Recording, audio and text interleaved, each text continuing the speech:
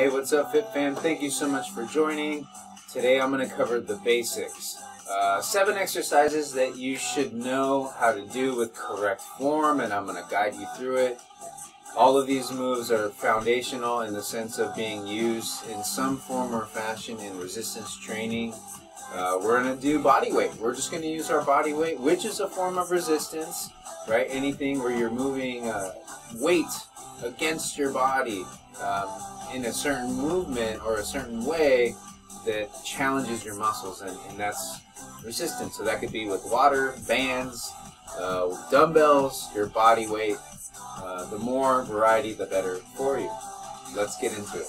So today, let's start on the ground. Bridges. We're going to work on our glutes. And I'm going to give you modifications. I'm going to guide you through it. And you want to do these exercises at your own pace. I would recommend 2 or 3 sets of 30 seconds, anywhere between 15 to 30 seconds rest, depending on your fitness level. For bridges, you get your feet flat. Relax your back, relax your head, relax your arms. Move your feet out away from you. Your heels shouldn't be too close to your bum, to your hips, your glutes. Lift up as high as you can. And squeeze your glutes together, digging your heels down, lifting your hips up as high as you can. Squeeze your butt muscles together. Hold it for as long as you can. Once you feel like you can't hold it any longer, you come down, take a quick break, dig the heels in and get back up and squeeze your glutes. That is the key to this move. The glutes. Tightening up the bum, lifting. The glutes are your powerhouse to your body. They are the powerhouse to your body. They help with your back, your hip stability. Helps you move every day. Walking, running, sitting, standing, glutes, legs, all of it working. But primary, the most important one are your glutes. So this is the basics here. You can add weight to this later. You can start to shift and get fancy with one leg kicking out. It's this basis for hip thrusts, right? You've seen people do that with the barbell, and maybe they're elevated on the bench with their back. So lifting and holding and squeezing your glutes is what you're trying to focus on, and getting your glutes to activate. That is the goal. Now we're going to work on our core. Legs up. If you need to start, you bring your knees in and you feel your lower back flatten out. Slowly roll down so you continue to feel your lower back pressing into the ground. Suck in the stomach now. Pull in the core, let go of your legs. 90 degrees in your legs and keep a flat back. Now get your arms up. So your arms are perpendicular and your legs are at a 90-degree angle. Your shins are parallel to the floor. Now, opposite arm and leg moving away from each other. So your right arm, left leg. Move away. And you're trying to do this with a flat low back. So you have to really think about pushing your lower back into the ground, into your yoga mat, or into your floor. Pull in the stomach and keep it tight as you move. Right arm, left leg, come back. Now you can shorten up your range of motion if this is hard. You just don't go out as far. And you move a little shorter with a leg and arm. But again, that challenge is to get long and lengthy, as far out as you can, while keeping your lower back pressed into the floor and your core strong. And that is the goal. It's foundational for the hollow body holds, because now from here, I can get my shoulders up, my legs out, and now I'm in a hollow body hold. And you see how I unfolded out of the dead bug. But I can easily come back into the dead bug with the flat lower back. That is the goal. That is that one key element connecting these two moves, is the lower back pushing into the ground. On the dead bug, you keep it grounded. Your lower lumbar, that is. Your lower back.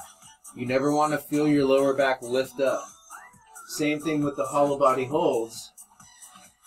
The goal is to get out as far as you can while keeping the shoulder blades up. But if you need to shorten it up, you bring it in. So you see how the dead bug can evolve and lead into a more challenging version or a more difficult core exercise. So now, we're going to do supers, also known as supermans. I like to call them supers because it's more gender neutral. Because we have some super women out there. So, chest up, thighs up. Let's start with our arms back. We're on our bellies, obviously, as you can tell. I should have said that earlier. But the goal is to keep your chest up, keep your thighs up, arms back, and reaching towards the side of your legs, down by your legs. It'll help you kind of lift the shoulders up and squeeze them together. Now look down at the ground, right? And that'll help keep you neutral through your spine. If it's tough, lower the feet down, but still try to keep your chest up. Eventually, we want to get the arms out there. And now your posterior upper body, your shoulders, are really activating. Your postural muscles are really starting to activate when you raise out your arms in front. Try to keep your legs up if you can. And you're looking down. You take your breaks as needed. This one's really hard to hold for a long period of time. So again, all these moves, 2 to 3 rounds, 30 seconds. We're going to try that one more time. But you see the modifications. You can keep your feet down. Let's start with that. Arms at your side. We lift up. Keep the legs down, right? If that's easy, raise the arms up. I'm sorry. The legs up. If that's easy, then we get the arms. And so now you're there. So you see the progressions. Arms down if you're not quite ready. Legs down if you're not quite ready. Legs up when you're ready. Arms out. If anything, I would say arms out before the legs up. You work on this first with the arms extended so you immediately get that benefit from the upper body. All those postural muscles in your upper arms, your shoulders, your deltoids, your trapezius, your rhomboids, all around your scapula. But that is the challenge, and it's your entire backside that's really working there. From your hamstrings to your glutes to your lower back, mid back, upper back. Even the back of your neck is lighting up a little bit, but that's why I tell you to look down. Keep that good spine, cervical spine. Planks. Elbows down, right below your shoulders. You gotta set that up first. Elbows below shoulders. Knees down. Hips are up. Now don't raise your hips up too high. Or you want a straight body line. Knees, hips, shoulders in the straight line. You can tell if your bum is in the air and you're shifting back. Drop it down. Get your body straight. Suck in the stomach. Pull it in. And then start to squeeze your butt muscles, your glutes. Squeeze them together. I'm giving you a little extra here. It's a little trick here. It helps you tilt your pelvis towards the floor, and it gives you a deeper core engagement, and you might start to shake and quiver a little bit. If you want a challenge, you get up onto your feet, continue to squeeze your glutes, continue to pull in the core, make sure your elbows are below your shoulders. Flex that stomach, pull in that belly button, push yourself away from the ground too, through your shoulders. Right? You don't want to sag into your shoulders, into your upper arm. Get away. Strong through the shoulders, strong through the legs, core. Squeeze your glutes. Everything's working. Alright. So you see the modifications there. From the knees, when you're ready, you get up onto your feet. Try to keep the glutes engaged. It tilts it gives you that little pelvic tilt, which will give you a little deeper core contraction. Just a little trick there. And it helps prevent your lower back from arching. Right? So by squeezing your glutes, you kind of flatten out your lower back. So that is the key there. We're moving on to push-ups. Laying all the way down. On your stomach again. Set up your hands down low by your chest and then move them out a little bit away from you. So your hands maybe 3-4 inches away from right outside the chest. Don't line up your hands up top by the shoulders. Slide them down.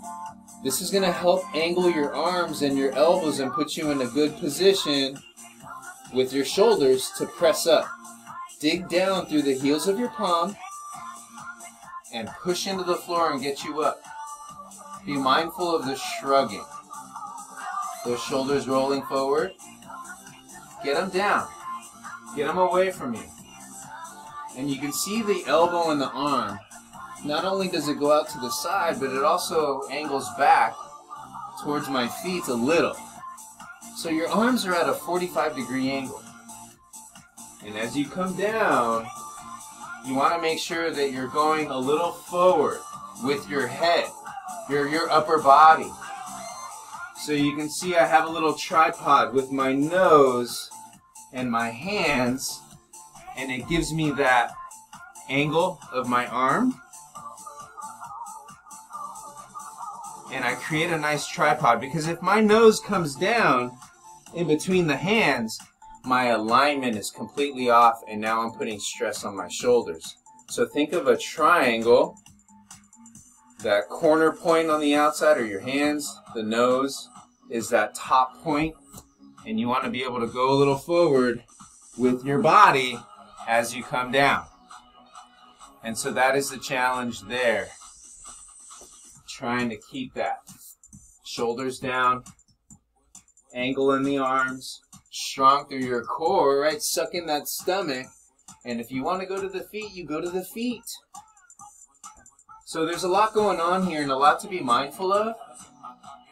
But you start at the knees, keep your body straight, get rid of the shrugging through the shoulders, flex that core, breathe in, exhale, get up. Breathe in, exhale, get up. I always tell people, exhale when you exert strength. Don't hold your breath. So anytime you exert strength, whether it's pushing or pulling, you want to breathe out. Try not to hold your breath through the heavy lifting or any kind of lifting. So those are your push-ups. I recommend starting from the knees, working your way up to your feet. Later you can get fancy and bring your feet up onto a bench while your hands are on the ground, but you don't need that. Not today. Squats. The most foundational move that we do every day, very functional move. Most foundational and functional move you need to learn, and it'll give you the quality of life and the longevity that you're looking for. If you're good at squatting, it helps transcend so much in your life in terms of your activity and what you do. So getting good at squats is critical. Pay attention to your feet. Toes out a little. Your feet are about hip width apart, so maybe you can set up your knees first, about shoulder width apart, I should say. Then get your feet right below the knees, the legs. And now you're right around shoulder width apart. Toes pointing out slightly. Dig the heels down. Toes are up a little. Arches are up a little. You can have your arms forward. You can rock a little forward if you need to. And get up. Push out your hips. Slowly sit down. Now, I like having my arms forward in the beginning to help you get a feel for this move, because it also gives you a little counterbalance. So you practice here with the squat. Heels down. Right, you keep your chest up. All right, chest up, heels down. You should be able to look straight ahead by the time you bottom out in your chair or in your bench. And you see my width in my stance. My toes are out, but they're also up. Heels are down. Arches are up. Chest is up and forward. And you think about your core. Your balance comes into play. You'd be surprised how this challenges your balance, getting up and down. So think about your core. If this is easy, then we progress to lightly touching the bench. And so now, the mechanics are pretty much identical, the technique with the bench is different. I'm just touching enough to get up. Light touch, get up. And then eventually, if that's easy, you just don't need it anymore. You work with your own movement without any equipment. Later, you can add like a dumbbell. You can hold it here. You can hold 2 dumbbells on top of the shoulder, a kettlebell, or maybe one dumbbell down below with your arms straight. So many things it can carry over into other versions of a squat. So there you have it. Work with sitting, rocking, good posture, strong core, looking straight ahead. Pay attention to your feet, heels. So we're going to remember that as we move on to RDLs. Also very important, it's probably the best posterior exercise from top to bottom because it gets your upper body, mid, low back, a little bit of the glutes, the hinging mechanics through our hips. Hamstrings is what we're focusing on. The back of your legs. Your feet, hip width apart, pretty close together. Toes are in alignment, pointing straight ahead. Shoulders up and back. You can even bring your hands behind you and hold onto your hand. Squeeze your shoulder blades together. Keep that chest up and lifted. You feel how it's stretched right now. Now start to stick out your bum and your tailbone. Your tail feather. Push it out. Load the heels as you bend forward at the waist. We're not squatting. It's the opposite of a squat. I want you to bow. Hold it here. A little bend in your knees. Load the heels. Toes up a little. Shoulders are back. Chest is up a little. You should feel a stretch through the back of your legs. If this is pretty easy for you, then you bring the arms down. Work on your posture with the arms down. So you keep a flat back, a neutral spine. We're trying to get that neutral flat back. That's what you want. Dig the heels in and get back up. So it's very challenging, a lot to control, a lot to remember. You start with your posture, then your core, well essentially core first, suck in the stomach. Bring back the shoulders, squeeze them together.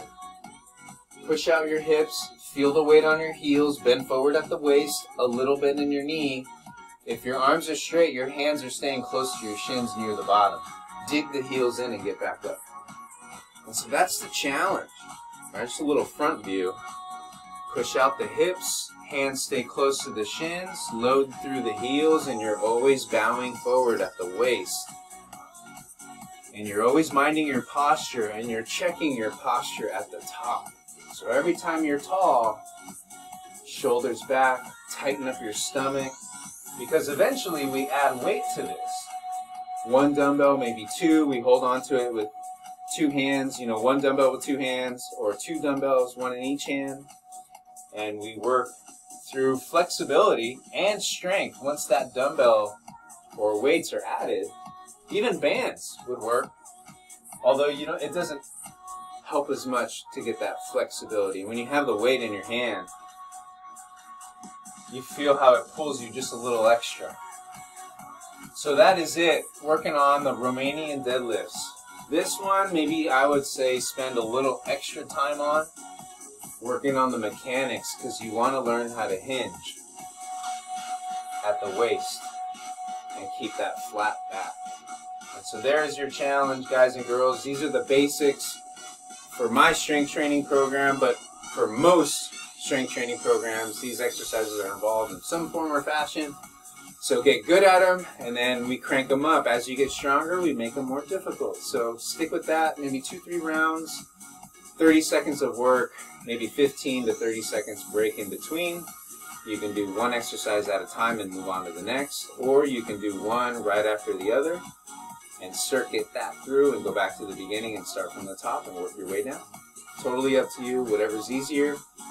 But practice the mechanics, get good at it, because it helps prevent injury, but it also makes you know that you're working the muscle properly and effectively, so you don't have to work as hard, right? Because if you're training and you're not doing it correctly, you end up training more and harder to get the benefit. So mind-muscle connection was the goal here today, really establishing the muscle groups with our movement and feeling that engagement and contraction. So there you have it. Make it your own. Keep working at it. Stay fit. So hydrate, get plenty of water, get some good food, get some good quality sleep.